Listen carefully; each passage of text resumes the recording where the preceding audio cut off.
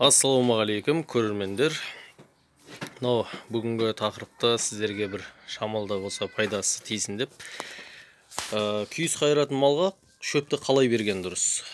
Күйіс қайыратын малға шөптің біреулер дробилкіден өткізіп береміз, эконом болады дейді. Енді дробилкіде мысалы үшін ол шөптер қатты майдаланып кетеді. Мұнаны мен трактормен майдалатқанмын, үлкен көлемде.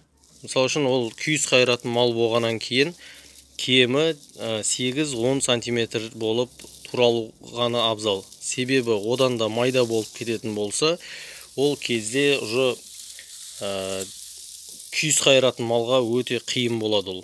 Себебі шаң болып кетеді, тозаң болып кетеді. Ал мынаны рахаттанып жейді, әрі ешқандай да атқот мусор қалмайды. Мынаны барынша тап-таза қылып жейді. Осылай майдалап бергендеріңіз жақсы. Осылай трактормен немесе қол орақтарымен турап берсеңіздер, осындай 8-10 сантиметр ұзындықта қылып. Қазір сіздерге дробилкіден шыққанын көрсетейін, кәдімгі қол дробилкіден. Дробилкімен шығарып жатырмыз. Мынау дробилкадан өткендер. Дробилкадан өткендер, мұны өздеріңізде көріп тұрған шығарсыздар.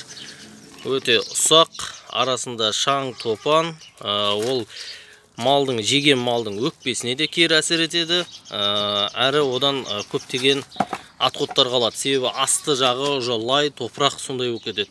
Одан кейін дробилкіден егер өткізетін болсаңыздар, наған ешқандай да тісін қоюдың қажеті жоқ. Біреулер ең үлкен тісі сонымен қоям, ол майда болады дейді. Ол ең майда болған сайын оны қайта өздеріңізге зиян. Негізі барынша ірілеу қылып 8-9 сантиметр қылып солай жасағандарыңыз, майдалағандарыңыз дұрыс. Мынау қазір мынаның өзі өте майда.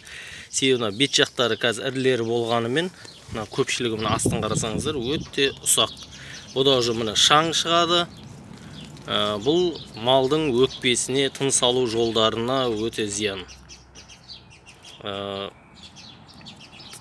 Осылайынан берсеңіздер өте керемет болады. Тістерінің бәрін алып тастаңыздар. Жаңағыдай 8-9 сантиметр өлшемінде, осындай көлемде болып майдаланылғаны жақсы болады негізі. Жаңағыдай трактормен майдалап, немесе қол орақтарымен турап берсеңіздер өте жақсы болады. Қол орақ деп атқанымыз осы. Ручной. Осыдан негізі майдалап бергендеріңіз өте ыңғайлы. Мына жерге шөпті саласыздар. Өздеріңізге қажетті размер, яғни 8 немесе 10 сантиметрді қойып шөпті осымен турайсыздар. Сол сөйтіп берген шөп негізі өте сіңімді болады. Себебі күйіс қайыратын малдар қайтадан күйіс қайыру керек.